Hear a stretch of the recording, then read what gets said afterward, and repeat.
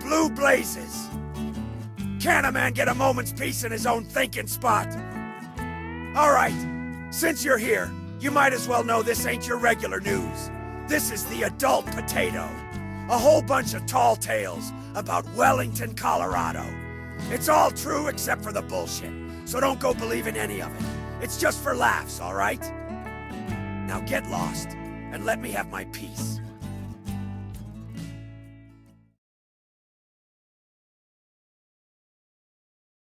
Welcome to another episode of The Adult Potato. I'm Pepper Fry.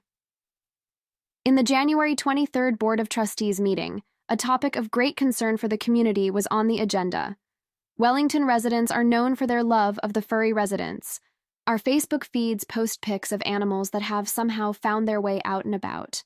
Wonderful residents post pics of dogs they found in their garages, backyards, and even in their homes on their couches. While some see this as a lack of being good pet parents, sometimes things just happen. Lots of pet parents are at work when a fence blows down or a pet somehow figures out how to use their nose to push the doggy door block up and out of the way. So no judgment. Things just happen sometimes. In the past, we had an agreement with Larimer County Humane Society to take care of that. When they absorbed the Humane Society of Weld County last year, they rebranded to NOCO Humane Society. While all that is well and good, what is not good is the hubris that seemed to accompany that. Combine that with their absolute lack of transparency and corporate bullying, and we have a potential problem. Right off the bat, they came and wanted the board to approve a new agreement that night because the agreement involved two other parties that were also voting to agree to the contract, Berthud and Timnath. Our board rightfully said that we are focused on what the residents of Wellington want and need, not what Berthud and Timnath are up to. We had a very passionate public comment from Dr. Chad Zadina from Tabby Road, who spoke of his experience with the Society, a group that does use euthanasia to control pet population. While the representatives from the Society stated that they scan for microchips and contact pet owners before driving them 40 minutes away to their facility, Dr. Zadina informed us that in real life, that doesn't happen, at least not in his case. So, on top of having your pet taken 40 minutes away from home, your pet being unnecessarily vaccinated in some cases, and you being issued a summons, you then end up spending half a day in court in Larimer County on top of it. Our existing agreement with the Society hadn't expired at the time of the meeting, and their heavy-handedness was in full force when they basically told local veterinarian Dr. Wydalis to go out of town if they wanted to throw a ball to their dog. Trustees Gator and Kinney stepped in to offer to gather input from residents, and are still doing so if you'd like to reach out to them, to help understand what our residents want for the care of their furry family if they get out. What came to light is a potential agreement with our local veterinarians and a very limited agreement with the NOCO Society.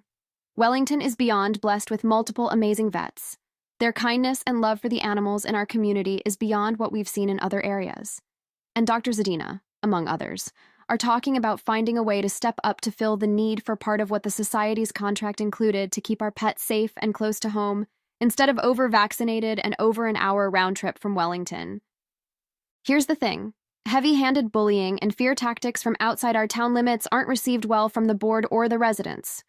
While you're used to backing a domesticated animal into a corner to trap them, people have the ability to tell you to fuck off. We'll figure this out ourselves.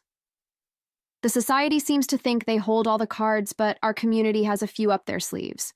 Don't come walking into our house and tell us that we can't have eyes into your processes when it involves our pets in our town. No transparency, no deal.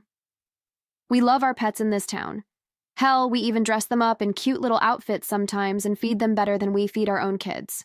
We take pet parenting very seriously around here.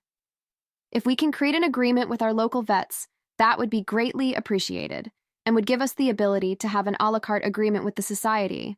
It would keep our pets closer to home, avoid having to go to court in Larimer County, and cost our residents less time and money in a situation where the pet owner is already freaked out because their loved pet is away from home. If you have any input on this, please reach out to either Trustee Gator or Trustee Daly. We know we have a lot of work to do when it comes to dogs at large, but if we can keep this local, we can avoid some big downfalls to having a kill center in charge of policing our local pets. Thanks for joining us, and we'll see you next time with more local happenings. Lock your doors and double-check the lock on your gate. Let's keep our pets safe, and let's keep them in Wellington. enjoyed our show. These are the people who made it. Writer and director Trish Stolbiz. The editor was Poutine Tabernac. And Pepper Fry said the words.